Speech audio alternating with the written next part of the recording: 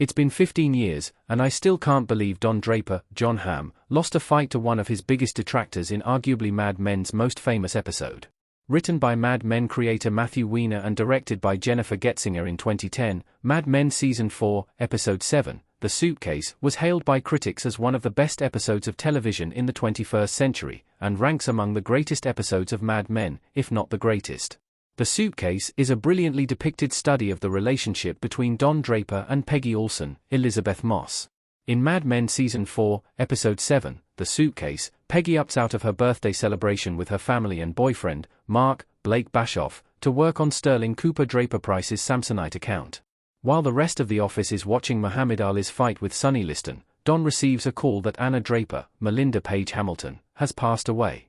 Don and Peggy butt heads, go out to eat, and gain a greater understanding of one another, although their dynamic snaps back to normal at the end of the episode. Don Draper falls deeper into alcoholism in Mad Men Season 4, and he drinks heavily to numb the inevitability of calling back Anna's niece, Stephanie, Katie Lotz, to confirm that Anna was gone.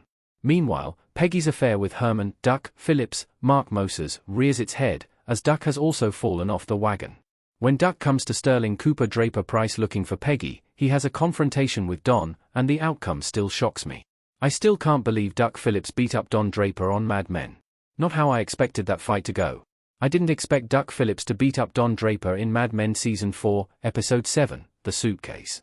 A drunken Duck broke into Sterling Cooper Draper Price looking for Peggy, and he decided to defecate in Don's office, although he mistakenly went into Roger Sterling's, John Slattery, office instead.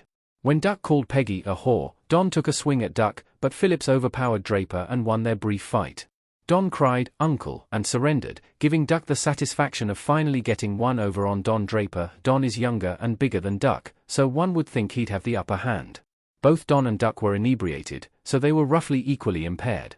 Draper and Phillips are also both veterans. However, as Duck bragged when he could have finished Draper off, he killed 17 men in Okinawa during World War II. Duck has a killer instinct that Don lacks, since Draper's own stint in the Korean War was brief before he was shipped back to the United States by taking advantage of the U.S. Army mistaking Dick Whitman for Lieutenant Don Draper. Don Draper has suffered a number of humiliations in Mad Men. Don has been mugged, robbed, and beaten, usually while Draper was drunk and making poor decisions, like picking up hitchhikers. However, Don being so easily manhandled by Duck Phillips is still surprising. Unlike Don's other incidents, Peggy was a witness to Duck beating up Don. Yet Don brushed off Duck's revenge immediately. It never bothered him, and he never brought it up again, as Don practiced his own advice after Peggy gave birth: move forward. This never happened. It will shock you how much it never happened. Why Duck Phillips hated Don Draper in Mad Men. Don originally recruited Duck into Sterling Cooper. Duck Phillips Don Draper Mad Men. Duck Phillips was recruited by Don Draper in the first place. Following Roger Sterling's 2 heart attacks in Mad Men Season 1, Bert Cooper, Robert Morse, gave Don authority to hire someone new as Sterling Cooper's head of account services. Don hired Duck after weathering a blackmail attempt by Pete Campbell, Vincent Carthizer, for Roger's job. However, Duck and Don soon found themselves in a constant power struggle. When Mad Men Season 2 begins, Duck Phillips is frustrated by Don Draper's power within Sterling Cooper. Duck's failed attempt to secure American Airlines as a client in Mad Men Season 2, which required Don to fire Mohawk Airlines, ended any chance that Draper and Phillips could coexist. Duck secretly negotiated Putnam, Powell and Lowe to buy Sterling Cooper, with Phillips installed as president.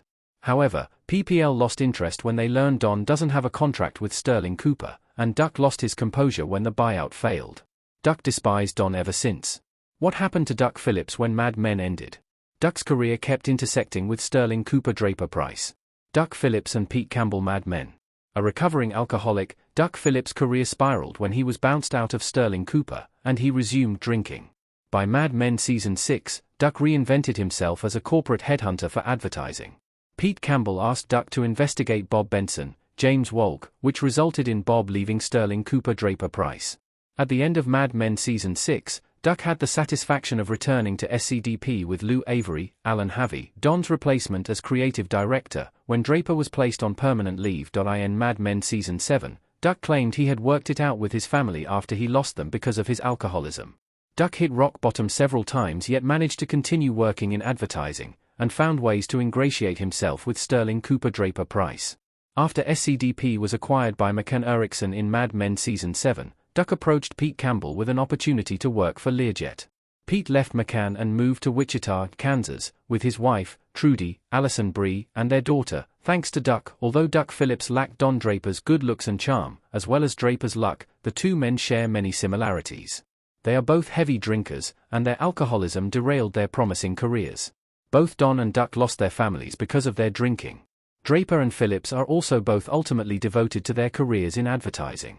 The ways Don and Duck mirrored each other contributed to their rivalry, although Phillips envied Draper whereas Don rarely gave Duck any consideration.